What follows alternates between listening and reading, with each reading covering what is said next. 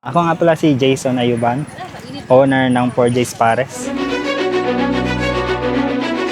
Naisipan ko po magpares dahil nung naghanap pala ako ng trabaho sa Manila, mahilig talaga ako magpares. Bale, yun yung madalian na food na order.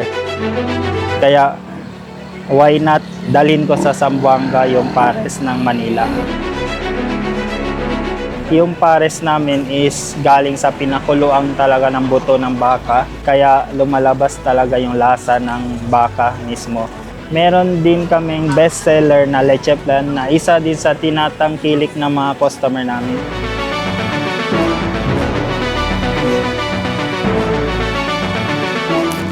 Sa video na to, ihanda ang tiyan kasi malulunod uli kayo sa sarap ng panibagong episode ng Sambo Eats.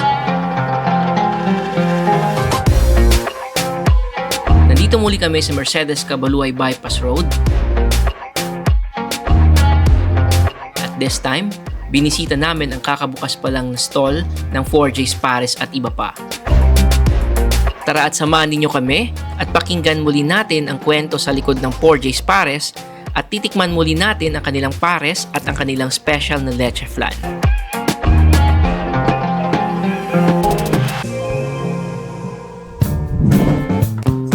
From classic favorites to new discoveries. Tuklasin natin ang mga nagsasarapang street food dito sa Zamboanga City.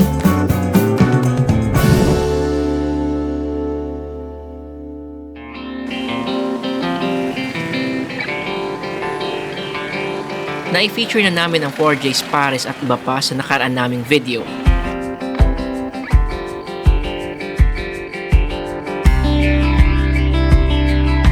Bago pa lang sila dito sa Mercedes Cabaluay Bypass Road at nagsisimula na silang makilala dahil sa kanilang masarap na pares.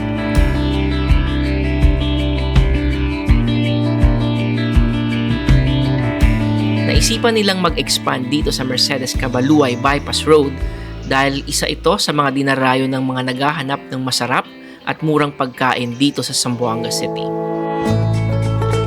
Ako nga pala si Jason Ayuban, owner ng 4J's Pares.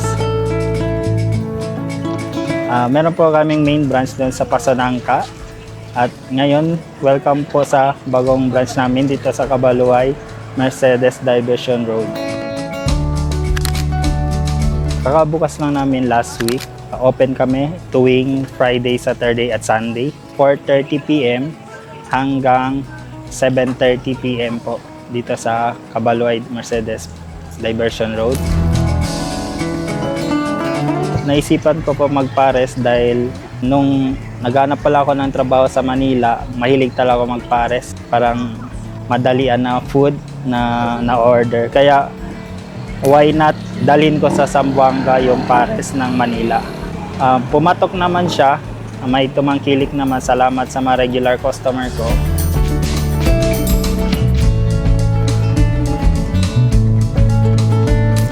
Yung pares namin is galing sa pinakuluang talaga ng buto ng baka, kaya lumalabas talaga yung lasa ng baka mismo. Aside sa pares, meron din kaming bestseller na leche flan na isa din sa tinatangkilik ng mga customer namin. Yung leche flan namin kakaiba, di masyadong matamis, tamang tamis lang. Creamy talaga yung sa loob pag ginamitan niya ng kutsara pag kinain niya. Pag may free time kayo or hindi kayo busy or nagugutom kayo or baka mapadpad kayo sa Pasonangka, may branch kami sa Pasonangka sa may Island Drive. At pag gusto nyo naman pumasyal at kumain ng pares, magpasimoy ng hangin dito sa Diversion Road, dito din kami located malapit sa Takoyaki Street, Diversion Road, Mercedes branch, every 4:30 p.m. to 7:30 p.m.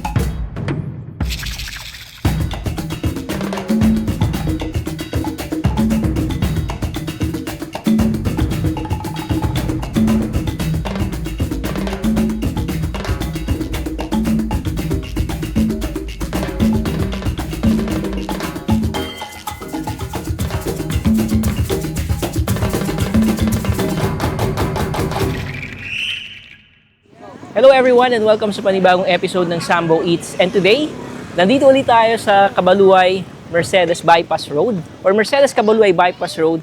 And this time, binisita natin ang 4J's Pares. So tama ang narinig nyo, 4J's Pares. Na-feature na natin sila before, that was December of last year, dun sa kanilang main branch sa Pasunanca. And this time, meron na silang pop-up store dito sa Diversion Road. And tikman natin uli yung pares nila. So, ang titikman nating pares dito guys sa 4J's Pares is yung overload pares nila. Meron silang special mommy. And then, binigyan rin tayo nila ng special leche flan nila. Yung napakasarap na leche flan nila. So, titikman din natin to later on. And before tayo magsimula sa pagtikim ng pagkain, kung di ka pa nakasubscribe sa aming YouTube channel, paki-subscribe naman po and malaking tulong po yun sa pagpapatuloy ng channel namin. And kung di ka pa naka-follow sa aming Facebook account, paki-follow kami at Sambo Eats. So tara, tikman natin yung pagkain or pares ng 4J's Pares. So ito yung special mommy nila guys. So merong noodles, merong beef meat, meron rin siyang buto-buto ng baka, and meron rin kalahating itlog or hard-boiled egg na kalahati. Okay, after natin lagyan ng kalamansi, is lalagyan natin siya ng chili oil, yung overload pares.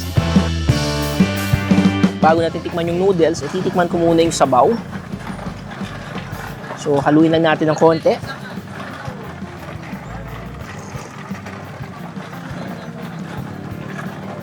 Wala pa rin pinagbago yung laso ng 4J's Pares guys. Masarap pa rin. Nalinamnam yung sabaw. At the same time, malambot yung karne or yung beef na nilagay nila. So, tikman naman natin yung mommy guys. So, eto siya.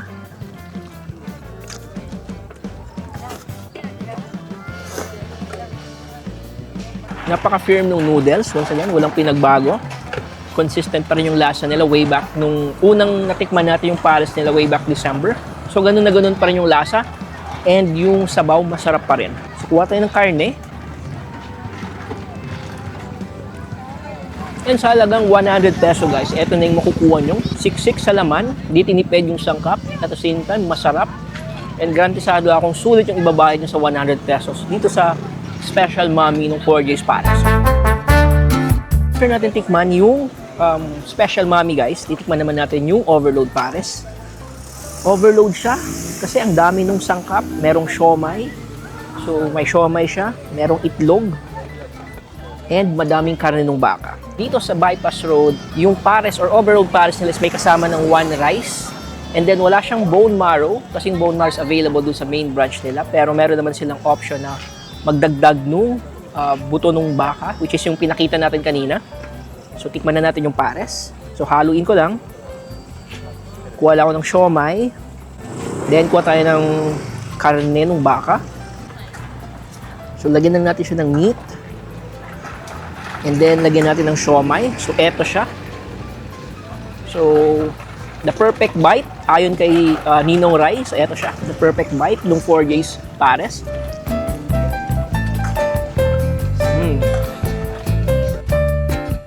Kahit hindi mo nalagyan ng pampalasa like yung patis or toyo or even yung chili oil nila, malasa na yung pares ng 4J's. Once again, yung overload pares nila. So, nandito tayo sa last part nung tikiman challenge or pagtikim natin ng pagkain ng 4J's Pares. And again, binigyan nila tayo ng special leche flan nila. So, eto yon. Kung maalala nyo, way back December, nireview natin yung leche flan nila which is sobrang sarap and napaka-creamy.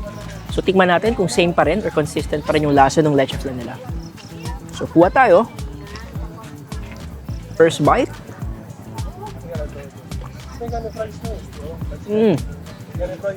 Wala pa rin pinagbago yung lasa ng leche flan nila guys. Creamy pa rin and masarap. And tamang-tama kung naghahanap kayo ng dessert or something sweet, pwede nyong tikman itong leche flan ng 4J's Pares. Once again, 100 pesos lang to. Ito na yung kagad yung makukuha yung leche flan. So hindi lang siyang manipis. And napaka-creamy niya, napakasarap. And halatang hindi tinipid yung ingredients ng leche flan ito.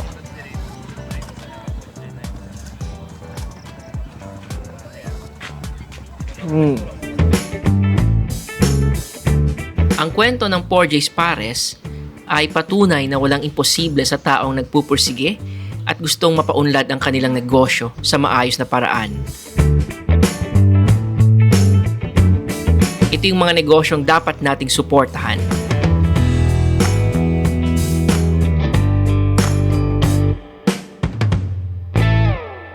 So, nandito tayo sa last part ng ating video, guys. And before we end our episode for today, we would like to thank 4J's Pares for accommodating us. So, once again, kung mapapad kayo dito sa Mercedes Cabaluay Bypass Road and kung naghahanap kayo ng sabaw na mainit and masarap, pwede nyong puntahan yung booth or pwede nyong puntahan yung store nung 4J's Pares at tikman yung Pares at mami nila. And huwag nyo rin kalimutan yung leche plan na napakasarap. And before we end, we would like to thank everyone sa pagsuporta ng aming page. Kung di ka pa naka-subscribe, paki-subscribe po kami sa aming YouTube account. And kung di ka pa naka-follow sa Facebook, paki-follow kami sa aming Facebook page at Sambo Eats. So once again, let's support small businesses dito sa Zamboanga City and see you on our next video. That's yummy.